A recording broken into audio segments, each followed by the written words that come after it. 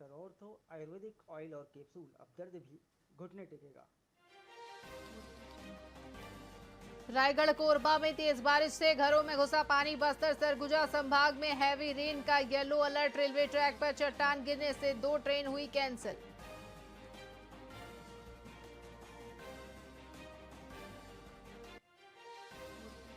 रायपुर में 27 थाना प्रभारियों का ट्रांसफर। ग्रामीण इलाकों में तैनात थानेदारों को शहर की मिली जिम्मेदारी।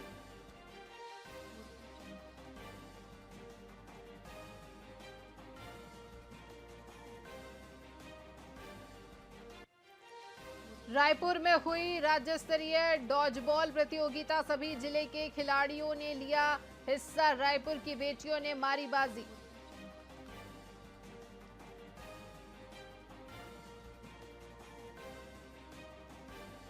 छत्तीसगढ़ कोयला घोटाले में संपत्ति कुर्की पर रोक की मांग। ईडी की कुर्की कार्रवाई के खिलाफ याचिका दाखिल। हाईकोर्ट ने सुनवाई के बाद फैसला सुरक्षित रखा।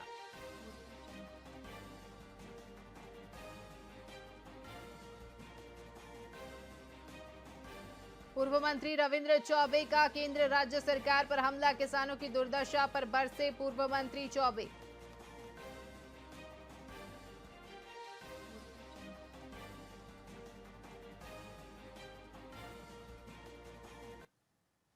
नमस्कार, स्वागत है आपका वीआईपी न्यूज में। मैं हूं आपके साथ आयुषी सनवानी। रुक करेंगे खबरों की ओर। बिलासपुर का बिलासा ताल गार्डन इन दिनों अपनी बदहाली के दौर से गुजर रहा है। इसको कब्जाधारियों के चंगुल से निकालकर जिला प्रशासन ने विकसित करने की जिम्मेदारी वन विभाग को दी थी, लेकिन विभाग की लापरवाही से इस गार्डन की मरम्मत और देखरेख की राह में बड़ा संकट खड़ा हो गया है।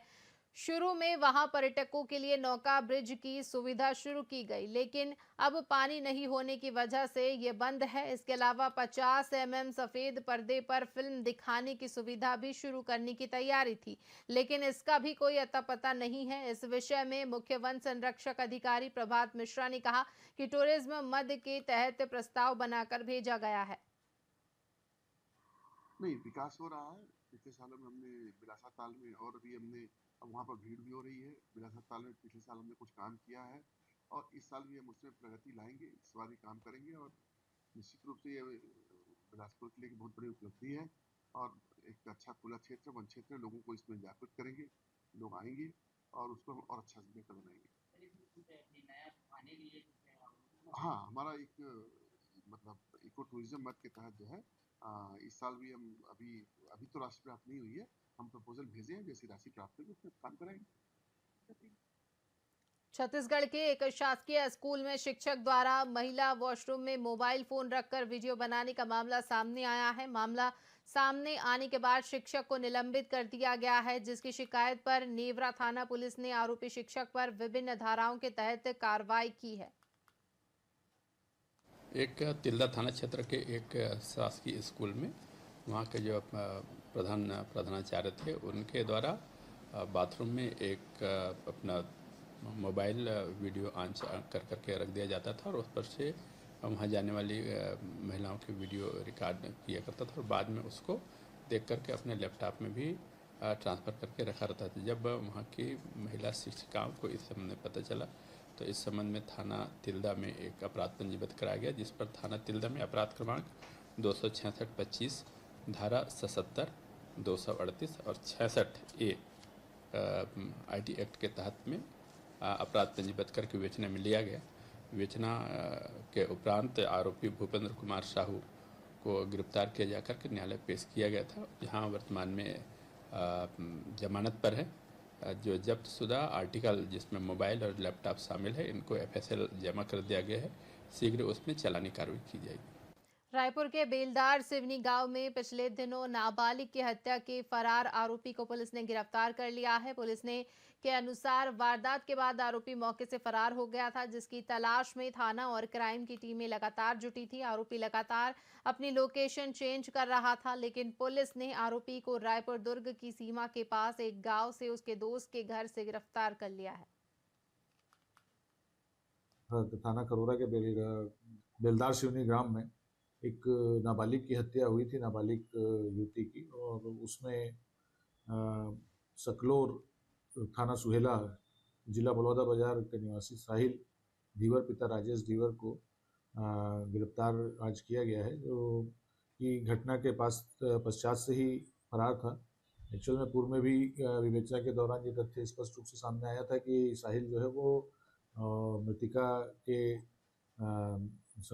रिलेशन में है और ये लोग एक ही परिवार, इनका पारिवारिक संबंध होने के बाद इनमें आपस में प्यार प्रेम मोहब्बत के संबंध को ये साहिल जो है वो मानता था और उसके ये था कि उसको कि ये किसी और अन्य लड़के से इसके द्वारा बातचीत की जाती है, जिसके लिए वो बार बार उसको मना करता था। उसी बात को लेकर उस दिन विवाद हुआ है और उसके परिणाम स्वरूप उसने उसकी हत्या कर दी थी। और चूंकि परिवार के साथ में आना जाना रहता था, इसलिए परिवार वालों ने कभी इस बात पर शक नहीं किया, ना ही कभी इसकी कोई पूर्व सूचना कहीं पे इन्होंने दी। और घटना के बाद जब पुलिस को सूचना प्राप्त हुई और पुलिस के द्वारा विवेचना किया गया, आरोपी की लगातार पतासाजी की जा रही थी। आरोपी को ट्रैक किया जा रहा था, 2-3 टीम उसकी गिरफ्तारी के लिए बनाया गया था और आरोपी साहिल जो है वो लगातार तब से सफ़र ही कर रहा था, वो एक जगह स्थायी नहीं रहा। उसको ट्रैक करते करते आखिरकार उसको दुर्ग के पास में से गिरफ्तार किया गया है और आज इसमें वैधानिक कार्रवाई संपादित करने के बाद उसको माननीय न्यायालय के समक्ष प्रस्तुत किया जाएगा। कोरबा जिले के कटघोरा ब्लॉक के मलगांव में भूमि अर्जन के दौरान SECL डिप्का विस्तार परियोजना में बड़ा घोटाला सामने आया है। जांच में 152 काल्पनिक मकानों के लिए मुआवजा दिए जाने का खुलासा हुआ है।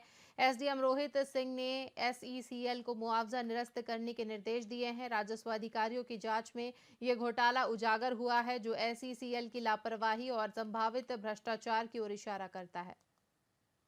दरअसल जब मलगांव को विस्थापन किया जा रहा था तो ऐसी जानकारी प्राप्त हुई, GPS बेस्ड फोटोग्राफ्स और गूगल अर्थ से जो इमेज मिली, उनके आधार पर 152 ऐसे मकान पाए गए जो वहाँ मौके पर मौजूद नहीं थे। उन्हीं की निरस्ती के लिए SECL GM को डिप्का को भेजा गया। अगर ऐसे उसमें लिखा गया है कि ऐसा भी किसी का भुगतान पूर्व में कर दिया गया है तो उसके लिए वसूली की कितना भुगतान किया गया ये भी बताएंगे और साथ ही उसकी वसूली की प्रक्रिया भी स्टार्ट करेंगे। बेसिकली आज की जो बैठक थी, क्योंकि मलगांव पूर्णतः विस्थापित हो चुका है, लगभग 1600 मकानों को डिसमेंटल करके डिस्प्लेस किया गया, तो उसमें से कितने को मुआवजा भुगतान हो गया है, तो उसी पर अभी जितने एप्लीकेशन आए हैं, तो जो शेष अभी आवेदन है, लगभग उनके पास 300 एप्लीकेशन शेष हैं, तो उन आवेदन पर अभियान चलाकर भुगतान करने के 1 सप्ताह के अंदर भुगतान किए जाने के निर्देश दिए गए हैं। इसके अतिरिक्त जो भी नौकरी बची हुई है, एक नौकरी अभी निर्देश में और एक और है, उनकी नौकरी को भी उन्होंने कहा 10 दिवस के अंदर उनकी नौकरी आ जाएगी। और साथ ही 107 ऐसे प्रकरण जिनका बसाहट के बदले जो एकमुश्त राशि 10 लाख रुपए दी जाती है, वो प्रकरण CMD ऑफिस बिलासपुर में है, वही बोले हैं कि 10 दिवस के लाकर उनका भुगतान की प्रक्रिया शुरू कर। छत्तीसगढ़ के पूर्व मुख्यमंत्री भूपेश बघेल के करीबी कारोबारी KK श्रीवास्तव को रायपुर पुलिस ने 5 दिन की रिमांड खत्म होने पर CJM गिरीश कुमार मंडावी की कोर्ट में पेश किया। कोर्ट ने EOW और ACB की अर्जी मंजूर करते हुए श्रीवास्तव की रिमांड 5 जुलाई तक बढ़ा दी है। ठगी के मामले में तेलीबांधा थाना पुलिस उससे पूछताछ कर रही है। EOW जल्द ही इस मामले में अलग से FIR दर्ज कर सकती है।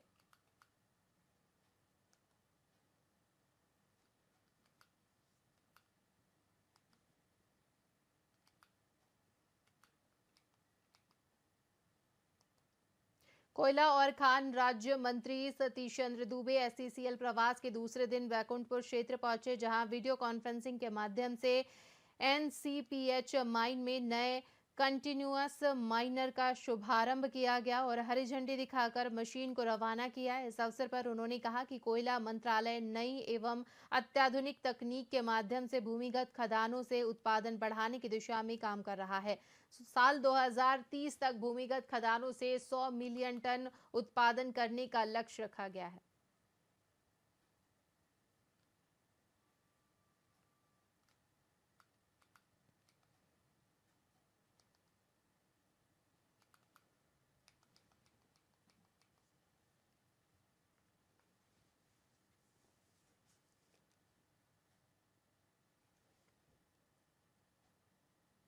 इसी के साथ खबरों में फिलहाल इतना ही। तमाम बड़ी खबरों के लिए देखते रहिए VIP न्यूज़। मुझे दीजिए इजाजत। नमस्कार।